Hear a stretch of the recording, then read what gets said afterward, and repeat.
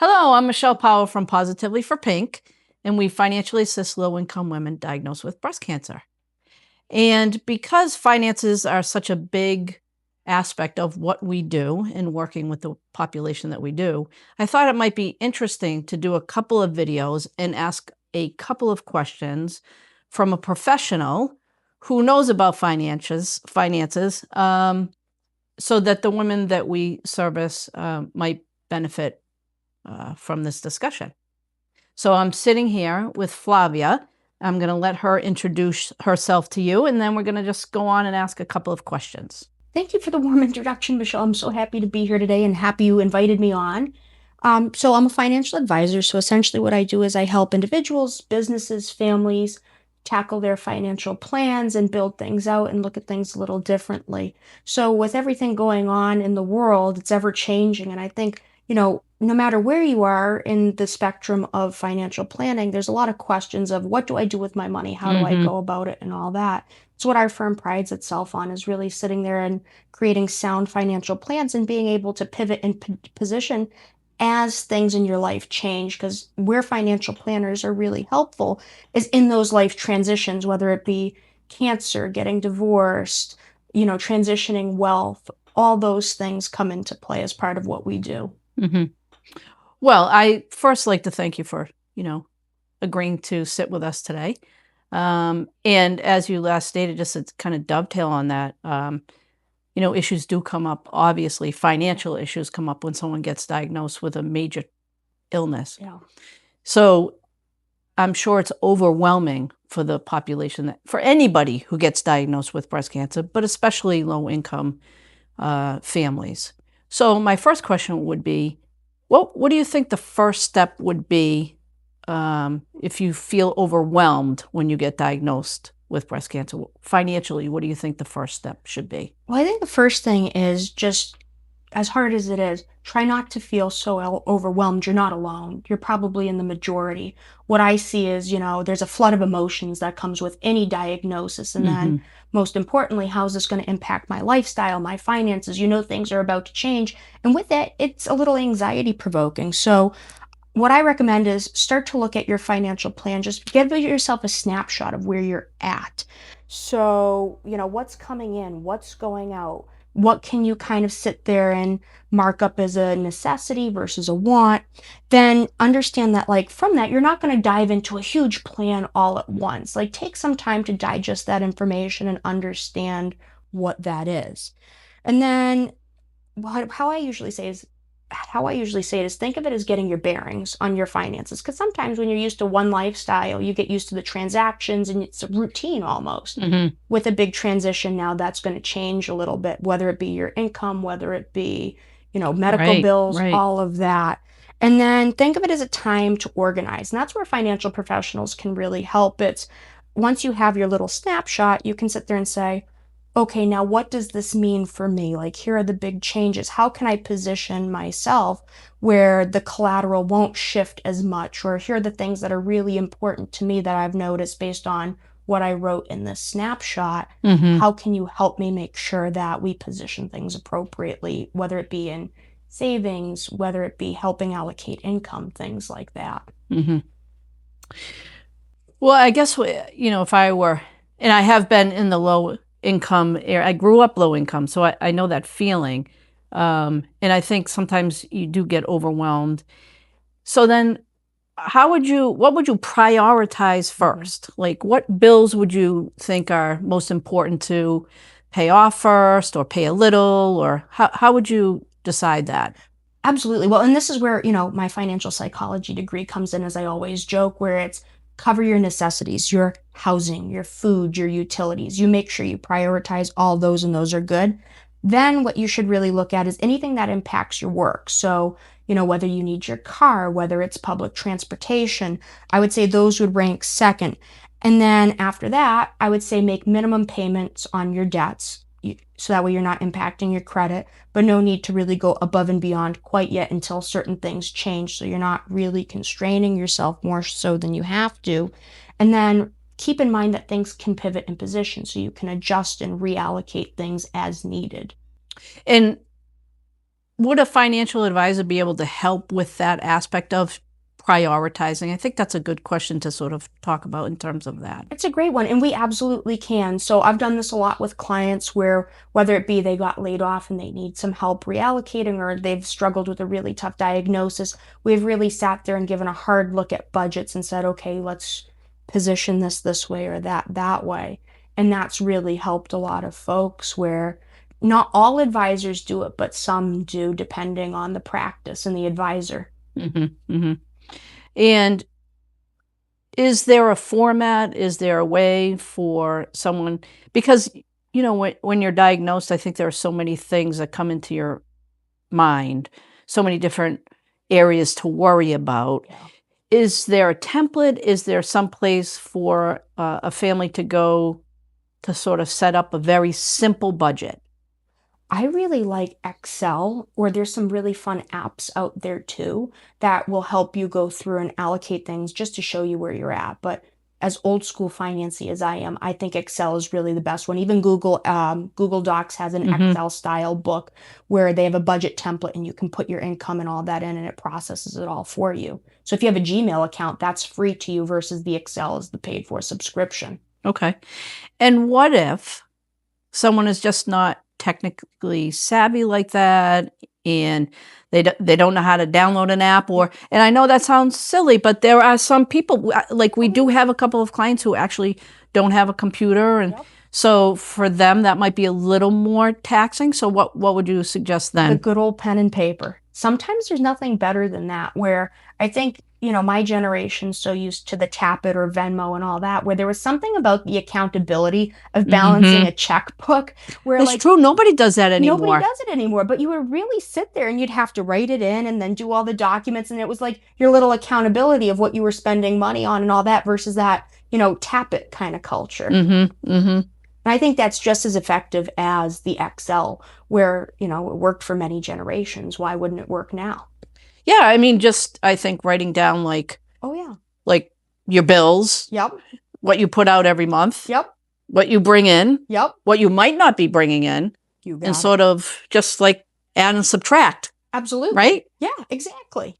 Okay, all right. And then what do you think are some small steps that a person can take today to get control of their money? I would say the simplest thing is keep an eye on it. I know sometimes it's, I have the money in my account and all that, but, check in. And I think that makes a huge difference.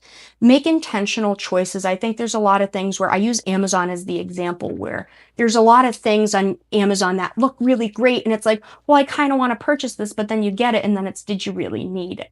So really be intentional about your purchases, where it's, if I get this, is it going to make my life easier? Is it a necessity? And kind of categorize it out where it's not that just free for all purchase. And then I would say even move a little bit into savings each and every week. Even $5 makes a huge difference, where when I'm teaching folks to save or working in financial literacy realms for saving, I always say, can you go without one Dunkin' coffee a week?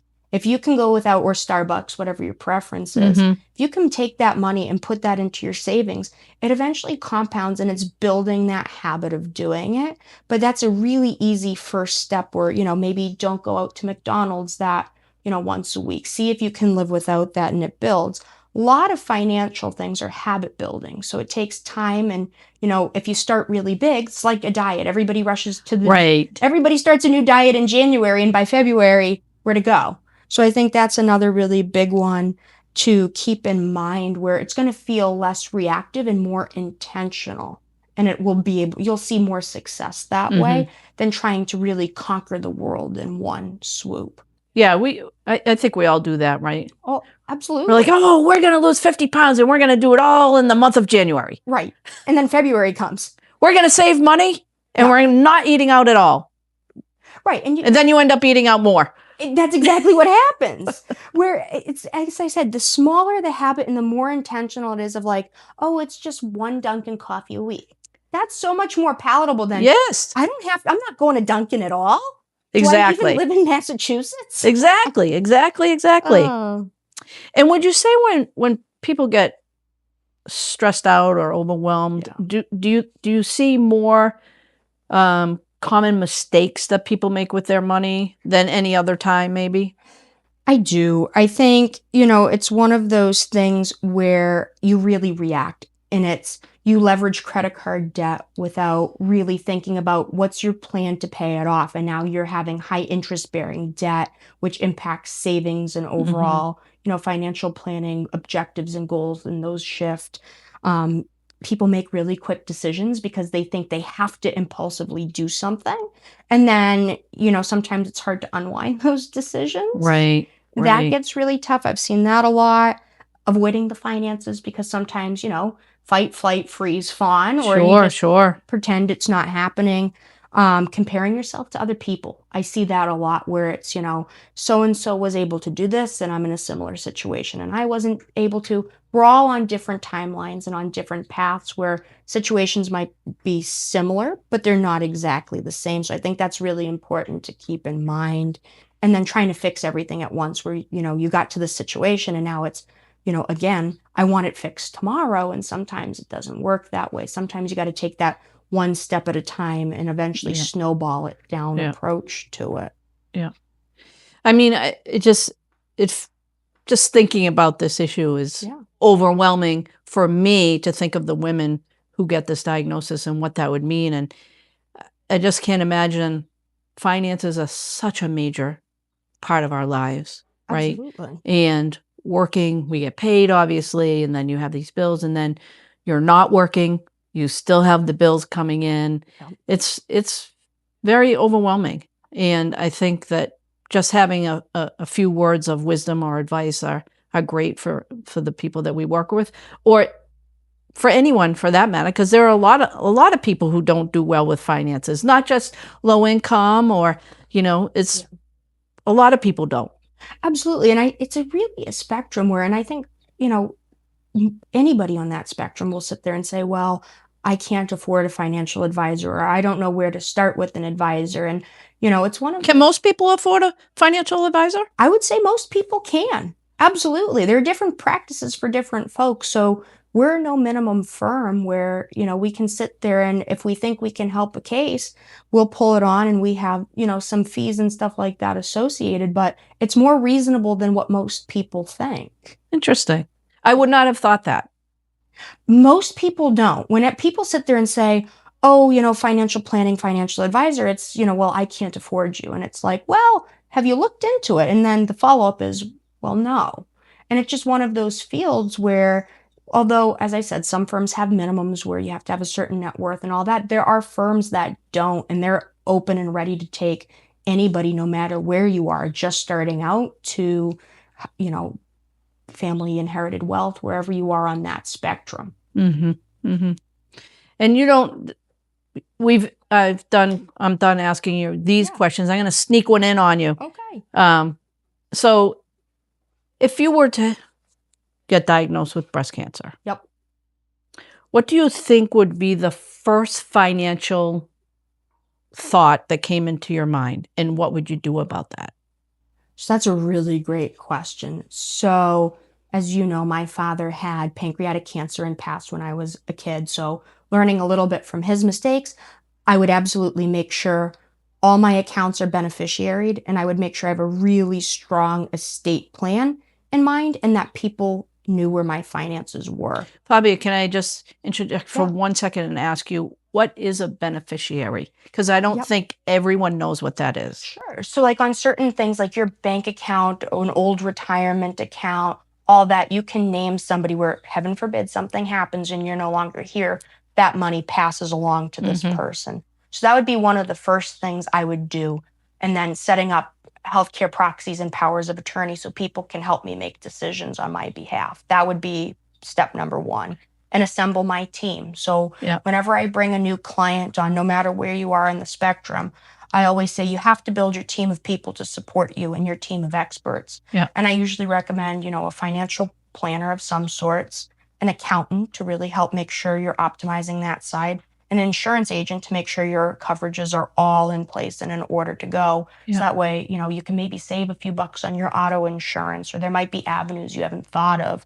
So pulling that team together to help make sure you're getting to where you need to go, and an estate attorney, of course. I actually do love the idea of the team, even despite having a diagnosis, Yep. because any one of us could get that diagnosis at any time.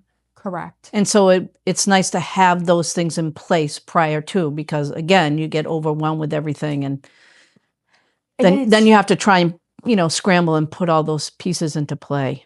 And that's exactly what I've seen happen a lot of times where, we've had some really heavy cases come in where we know the individual might not be here next year, and our team has to work really diligently to make sure that things are beneficiaried out. We're coordinating with their estate attorneys, we're coordinating with their accountants, with, their trustees to their estate who, might be helping their kids with funds, things like that, where that team really makes it easier for you and those you may or may not be leaving behind. Sure, sure.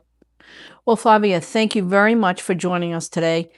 This has been some great words of wisdom for anybody, not just the women that we work with, and I really appreciate you spending some time with us. It's my pleasure to be here. Thank you again for inviting me. Thank you.